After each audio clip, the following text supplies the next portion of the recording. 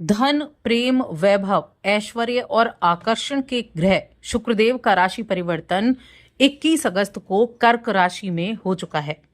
और कर्क राशि में शुक्रदेव का आना सिंह राशि के लोगों के जीवन में किस तरह के बदलाव लाएगा, चलिए जानते हैं विस्तार से। जय माता दी दोस्तों, आप सभी का स्वागत है हमारे YouTube चैनल अमृता एस्ट्रो में। और इस वीडियो में मैं बात कर रही हूँ लग्जरी जीवन देने वाले शुक्रदेव के ग्रह गोचर के प्रभाव के बारे में।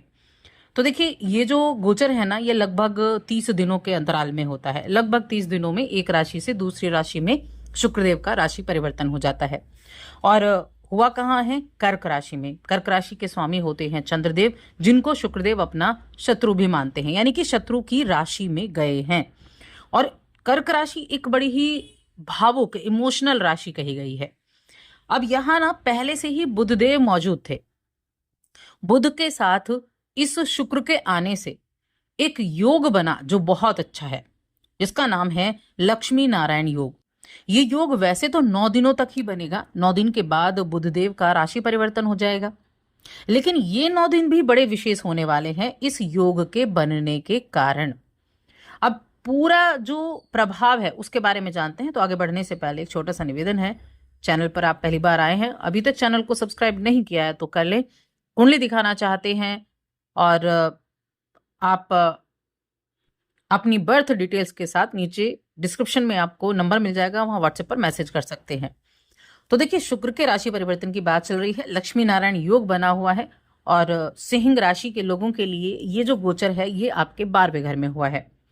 12वें घर में ये लक्ष्मी नारायण योग बनेगा। देखिए, लक्ष्मी नारायण योग बहुत ही उत्तम योग कहा गया है। एक तरफ तो बुधदेव बुद्धि के कारक हैं, वाणी के कारक हैं, और शुक्रदेव क्या है? शुक्रदेव लग्जरी जीवन के कारक हैं। इन दोनों का मिलना कलात्मक रचनात्मक फील्ड के लोगों के लिए बहुत ही उत्तम रिजल्ट देने वाला होता है, और भी कई ऐसे अवसर देने वाला होता है जो आपके जीवन में बहुत बड़े बदलाव का कारण भी बनते हैं। तो इस दौरान जो सिंह राशि के जातक हैं उनके लिए तीसरे भाव के स्वामी होते हैं शुक्रदेव, और 10वां भाव यानी करियर हाउस के स्वामी होते हैं शुक्रदेव। 12वें में पहुंचे हैं।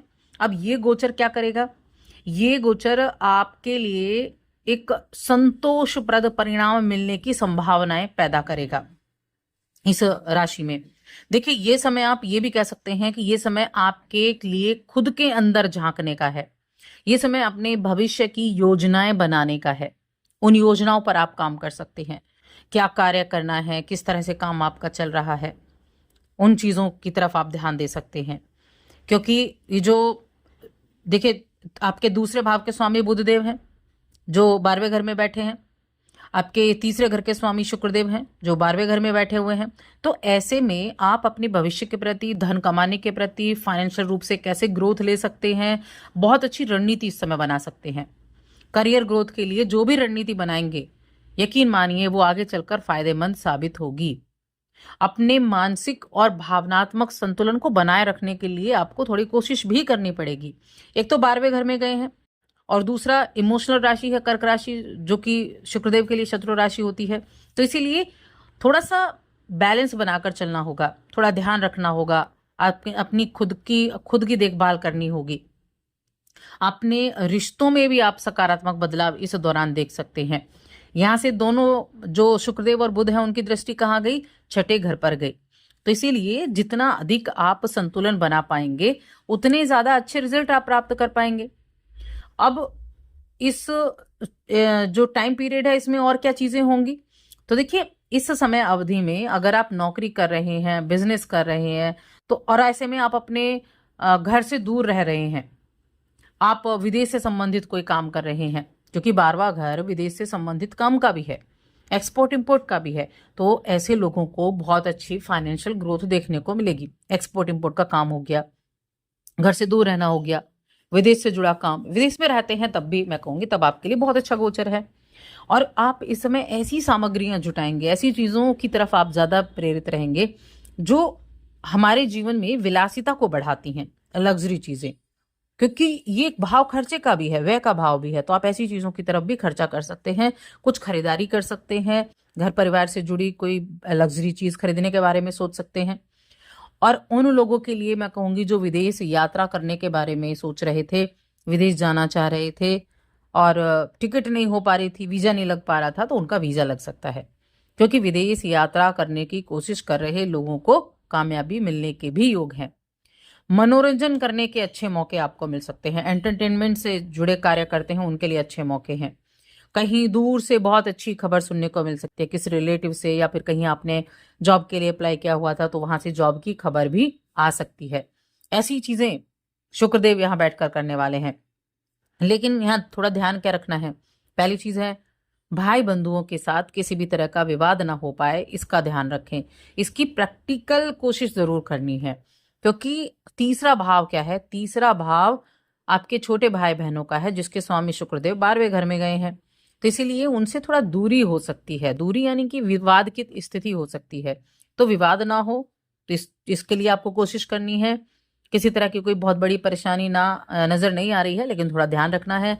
आप संतोषप्रद तो रहेंगे, अपने परिणामों से कहीं ना कहीं मन में व्याकुलता रह सकती है। होता है ना, ऐसा बोलते हैं कि नहीं मैं खुश हूं, मुझे इतना मिल गया, लेकिन काश ऐसा हो सकता और ज्यादा हो सकता। तो ये चीजें आपके लिए इस टाइम पीरियड में रह सकती हैं।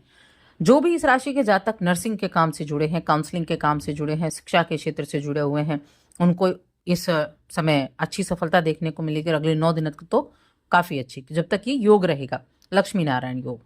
अपने रिश्तों को मजबूत करने के लिए आपको खुद मेहनत करनी पड़ेगी, तब जाकर आपको उसके अच्छे रिजल्ट देखने को मिलने वाले हैं। और ऐसी अवधि में अगर शुक्र की अंतर्दशा या महादशा चल रही हो, तब आपके लिए ज्यादा उत्तम रिजल्ट बन जाते हैं। बाहर दूसरे देश में यात्रा करने के भी, और साथ में कहीं ना कहीं लंबी यात्राओं के, ऐसी चीजों के योग भी आपके लिए इस टाइम पीरियड में बन जाते हैं। देखिए, जब हमारे जो जन्म पत्री होती है, जन्म पत्रिका होती है, उसमें अगर हमारी कुंडली में बुध और शुक्र का लक्ष्मी योग बना होता है, तो ये योग जब एक्टिव होता है तो आपको जीवन में अपार धन की प्राप्ति कराता है। अगर उस पर किसी भी पाप ग्रह की दृष्टि नहीं है और शुभ घर में बना हुआ है, तो व्यक्ति को जीवन में बहुत धन मिलता है, समृद्धि मिलती है, सफलता मिलती है। कब मिलती है? जब वो योग एक्टिव होता है, जब उस ग्रह की महादशा आती है, अंतरदशा आती है, यानी कि शुक्रदेव की अंतरदशा आती है। तब आप अच्छी शिक्षा, तेज बुद्धि, अच्छी बोलचाल, आपका आकर्षण व्यक्तित्व, ऐसी चीजें आपके जीवन में होती हैं। अब आपके लिए उपाय क्या हो सकता है चीजों को और अधिक अच्छा करने के लिए, या फिर नेगेटिव चीजों को कम करने के लिए? तो देखिए, एक तो जो भी महिलाएं हैं उनका सम्मान करें, महिलाओं का सम्मान करना है, और उनको कुछ अच्छी चीजें दान करनी है। दान यानी कोई भी दे सकते हैं, गिफ्ट, कुछ आप कुछ जैसे सौंदर्य को बढ़ाने वाले प्रोडक्ट आप कुछ दे सकते हैं। ऐसी चीजें उनको दान कर सकते हैं जो काफी अच्छे रहेंगे।